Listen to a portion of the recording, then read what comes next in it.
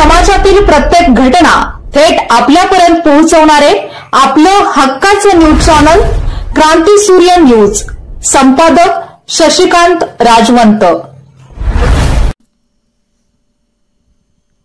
मगरीच्या हल्ल्यामध्ये अंकलखोप येथील एका 32 वर्षीय युवकाचा मृत्यू झाला असून नदीला पोहायला गेल्यानंतर मगरीने हल्ला केल्यामुळे पोहायला जाणाऱ्या युवकांच्या मध्ये भीतीचे वातावरण निर्माण झाले। अंकलखोप येथील युवक अजित अनिल गायकवाड वय 32 हा मंगळवार दिनांक 1 एप्रिल रोजी कृष्णा नदीवर दुपारी 1 वाजण्याच्या सुमारास पोहण्यासाठी गेला होता।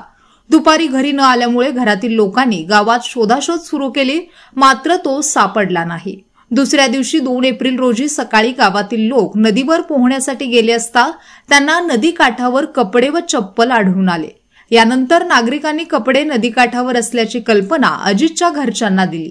त्यानंतर संबंधित कपडे व चप्पल अजितचे असल्याचे घरच्यांनी ओळखले।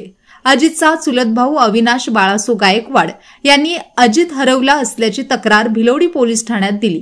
त्यानंतर भिलवडी पोलीस व वन विभागाचे कर्मचारी, ग्रामस्थ यांनी नौका चालक नितीन गुरव यांच्या मदतीने नदीपात्रात बोटीतून शोधाशोध सुरू केली असता दुपारी 4:15च्या सुमारास भिलवडी येथील हाळभाग येथे अजितचा मृतदेह झुडपात पाण्यामध्ये तरंगताना आढळला। त्यानंतर मृतदेह पाण्यातून बाहेर काढला असता डाव्या हाताच्या दंडाचा काही भाग व चेहऱ्याचा निम्मा भाग मगरीने खाल्ला असल्याचे दिसून आले। यावेळी मगर हल्ल्यात मयत अजितच्या कुटुंबियांना लागेल ती मदत करण्याची ग्वाही वनक्षेत्रपाल संतोष शिरशेटवार यांनी दिली आहे। यावेळी उपवनसंरक्षक सौनीता कट्टे मॅडम व डॉक्टर अजित साजने, सहाय्यक वनसंरक्षक वनी सांगली यांचे मार्गदर्शनाखाली वनक्षेत्रपाल संतोष शिरशेटवार, कडेगाव पोलीस, अशोक जाधव वनपाल पोलीस, श्रीमती सुरेखा लोहार वनरक्षक पोलीस, सुजित गवते वनपाल कडेपूर यांच्यासह इतर वन कर्मचारी व भिलवडी पोलीस ठाण्याचे पोलीस केबी हारुगडे, सुनील सूर्यवंशी, स्वप्नील शिंदे यांच्यासह 4 होमगार्ड यांनी शोध कामात मदत केली।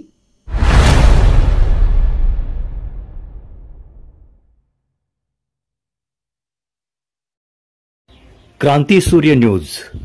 संपादक शशिकांत राजवंत। सबस्क्राइब करा,